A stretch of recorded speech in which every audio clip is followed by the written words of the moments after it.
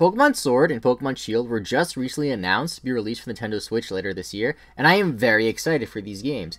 They will be the first new generation Pokemon games on a new console, and games like that are always the most exciting Pokemon games to me. This is a great opportunity to add new things to the game and improve upon Pokemon as a whole, and in this video, we'll be talking about my personal wish list for things that I want to see in Sword and Shield. Now I want to preface this by saying that this list is my personal wants and my opinions, so it will probably differ from a lot of things that you guys want as viewers, and of course, since this list is a wish list, I don't exactly expect to see very many things, if any of these things, to be added into the game. Make sure you guys leave a like as well, as it does help the channel a ton. Subscribe if you are new, if you want to support the channel, and let me know in the comments down below some things you want to see in Sword and Shield.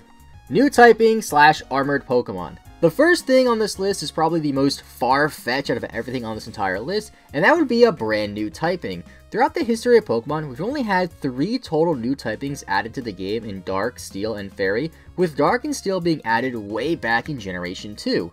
It seems like Game Freak really only adds new types when they think a certain type is too overpowered and needs more balancing, as Dark type helped balance out the overpowered Psychic type from Generation 1, and Fairy helped balance out the Dragon types being a little bit too powerful from Generation 5. Personally, even though I would love to see a brand new type, something like this is pretty hard to implement, especially when there isn't exactly an overpowered type at the moment to warrant a new type to check other types. Not to mention that adding a new type is a bit complicated, as it messes up a lot of type advantages, messes up with hidden powers, and so on and so on. Now, there were rumors of new types coming when Generation 6 was about to come out, and the 2 types I remember being rumored the most would be Sound type and Light types, as I'm sure you guys are aware, we ended up getting the Fairy type instead. The Fairy typing brought a lot of cool designs for Pokemon, as well as some of my favorite Pokemon, which is one of the reasons why I want to see a new type. It promotes creativity, as they would have to design a brand new Pokemon based on a type that doesn't exist before, which would make the Pokemon look different. There are a lot of rumors floating out right now about armored Pokemon as well, or even armored evolution, which also could potentially fill the gap of me wanting that new type. Armored Pokemon would fit the theme where Sword and Shield has going for it, and it would promote new design choices for beloved Pokemon, similar to how a new typing would. Either way, I think it's safe to assume we'll have some sort of gimmick with the Generation 8 Pokemon games, and Armored Evolution would be very welcomed from me. New Mega Evolutions. This next point could possibly tie into Armored Evolution as well, depending on if that's even real, and if Game Freak decides to implement it and how they handle it. Armored Evolution could sort of act like this generation's Mega Evolution, which would be kind of neat.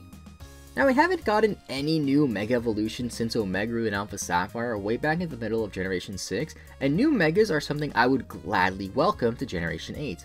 The whole idea around Mega Evolution back in X and Y was to promote older Pokemon, hence why a lot of Generation 1 Pokemon have Megas, and only 1 Generation 5 Pokemon and 1 Generation 6 Pokemon currently have a Mega Evolution.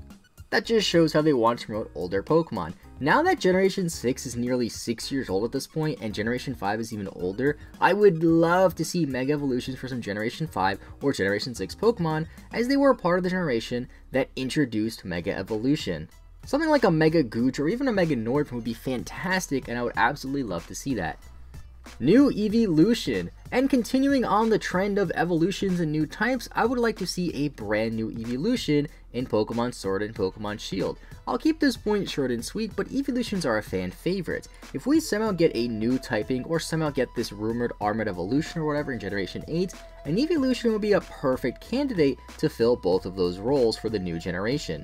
We've also received at least 1 new evolution in every single even number generation, so if that trend continues and means anything, we will see a new evolution in Sword and Shield, which is pretty exciting. Diverse Pokemon options. Now, what I mean by this is I want to see more than just the same token Pokemon we see in just about every single region.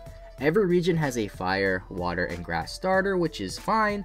Every region has some sort of early route bird, early route bug, or some sort of rodent, and it just gets stale after a while seeing these same token types of Pokemon. Now, I understand the need to have some Pokemon like this, as bug types typically evolve early and teach the player about evolution, and bird Pokemon were needed because of the Fly HM back in the day, but I would like to see something different, especially in the early routes. Typically, Dragon-type Pokemon are locked until rather late in the game for most Pokemon games, so why not have an early route Bug Pokemon that's also a Dragon, or just straight up an early route Dragon? Or maybe something like how in Generation 4 you can encounter a Wild Shinx, which is an electric type, which is something different than your typical bug or bird. Some small changes like this, where you get different type Pokemon than normal in most Pokemon games, especially early on, would go a long way in my opinion, instead of using these same typical token types of Pokemon every single generation. I understand they can't exactly give us an early route Pokemon the same type as our starter Pokemon, but something other than the token bug, token flying, and token normal type would be a very welcome addition. Story focus on becoming the champion and defeating gym leaders. It seems to me that in the more recent Pokemon games, at least since Generation 5, there has been more of a focus on the story involving the evil organization, and less of an emphasis on becoming the champion and beating gym leaders. This is more prevalent in Sun and Moon, as the trials seem more like an afterthought in the eyes of the story, where your focus is mainly on Team Skull and the Aether Foundation. You also can't mention Sun and Moon without mentioning the insane amount of cutscenes and dialogue in Generation 7. This is very annoying in my opinion, made the game a little bit boring, and it makes becoming the champion feel a lot less rewarding, as the main goal of the game was really just to stop the Aether Foundation, not really to become the champion of the Alola region. If there's a way we can tie in the story and the evil organizations of the Galar region to becoming champion, and cut down on all these cutscenes and dialogue, I would much prefer that. Now it seems like gym leaders of Galar will be called gym masters instead of gym leaders as well, so maybe having one of these gym masters be part of the evil organization, sort of like how Giovanni was in Generation 1, would be a very welcome addition. Maybe what they could do is one entire gym could just be straight up overrun or taken over by the evil organization, and your job is to beat the gym while also beating the evil team, so you're kind of killing two birds in one stone there. An open region. Now when I say this, I don't exactly mean a pure open world style Pokemon game like a lot of people have been talking about, just an open region that's fun to explore. I don't mean to bash on Sun and Moon in this video, but I really disliked how the Alola region was situated, and I really hope that Galar can improve upon it. Alola was separated into 4 tiny islands with very linear routes that were just very plain looking, as well as plain looking towns, which made the exploration less fun and exploring around very unenjoyable. A lot of the towns were also very unmemorable, and outside of really Po Town, I can't really name another town in that region. Flying around was confusing as well in Alola, and was essentially broken down into 4 smaller regions, and I really did not enjoy it because of all this confusion. Luckily we do know that the Galar region looks like it is not separated into 4 islands, it is just one giant region, which is a step in the right direction, and with the game being on the Switch, we should hopefully see just a better designed region, especially better than Alola, with a lot more interesting routes and towns for exploration. One of my favorite things about Pokemon games is that sort of hub-like towns that we have that connect a huge chunk of the region, such as Goldenrod City in Johto, Lumio City in Kalos, and Castelia City in Unova. Alola didn't really have this, and it's something that I really missed. Post-game activities. When it comes to post-game in Pokemon games, Generation 2 and Generation 3, at least Emerald, are held with the highest standard.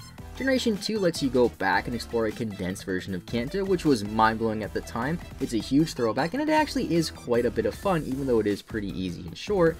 And Emerald version Generation 3 had the Battle Frontier that was a lot of fun to battle in, and could take up a lot of time. I remember spending hours and hours in the Battle Frontier, and it was genuinely a lot of fun. We haven't quite had a post-game area as good as that since, with most post-game areas being limited to just one singular battle tower, if anything. Even if we were to just see something like Sinnoh's special post-game areas, that would be really nice in my opinion, as the last few post-games of Pokemon games didn't really have that much to offer. It's not really a proper post-game that I want like the Delta missions in Oras per se, but just something to do after you beat the Elite Four that is fun to do. Small features. Now these are just some small features I like to see in Sword and Shield that don't really add too much to the game itself, but would still be nice to see.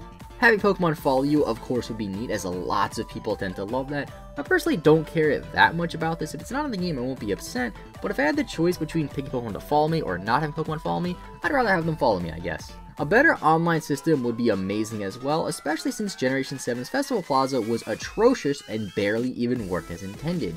I just want a simple menu to access so I can battle or trade online with friends or with random people online as well as having some sort of standard ranking system for online battles to make random online battles more fun and more enjoyable. On top of all this, I would also like to see a return of the GTS and Wonder Trade system, since they were also fun to mess around with. And the last smaller feature I'd like to see return is honestly one of the things I want to see the most in Sword and Shield, and that would be the return of triple battles. Rotation battles can come back too, I guess. They're essentially the same thing as triple battles, and ever since they got removed in Sun and Moon, I've missed them so much. It's no secret that Sun and Moon ran pretty poorly on the 3DS, especially the older models and the 2DS models, so that was a big reason why triple battles were cut. The Switch should be more than capable of handling triple battles now for Pokemon, and it would be a fun dynamic to change the pace a little bit, having a brand new battle element. Maybe have one town where everybody triple battles in the Galar region and the gym is just triple battles, or bring back just simply online triple battles. To be honest, triple battles are one of those things that I never really realized I wanted in a Pokemon game until they were removed in Sun and Moon, and now that they're gone, they're one of the things I want to see added back the most. It's something major, and I don't think many people really care about triple battles in general, but you better believe that if triple battles do return, I will spend a lot of time battling online with these triple battles. And that's my wish list for Pokemon Sword and Pokemon Shield. Let me know in the comments down below what you want to see added in these new games, and of course, leave a like if you enjoyed the video and subscribe if you haven't already. Thank you guys so much for watching, have a great rest of your day, I will see you all next time, and bye bye.